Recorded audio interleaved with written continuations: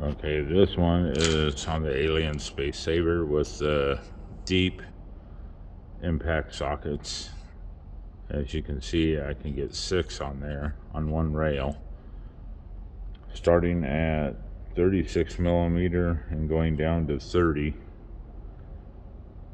and it's holding them. See the pretty heavy. I was gonna try and turn it upside down for you, see if they fall off, but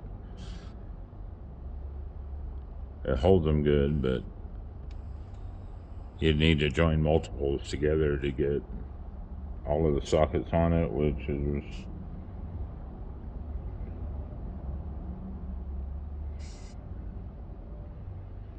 10 of these sockets in a set, so it would take 2 rails. But overall, it seems all right. I can pick it up, and the sockets pull off fairly easy. Let's see if I can do this with my other hand here. There you go, one is separated fairly easy. But again, this will be a test of longevity too, to see if the plastic wears out after multiple uses of removing and replacing the socket.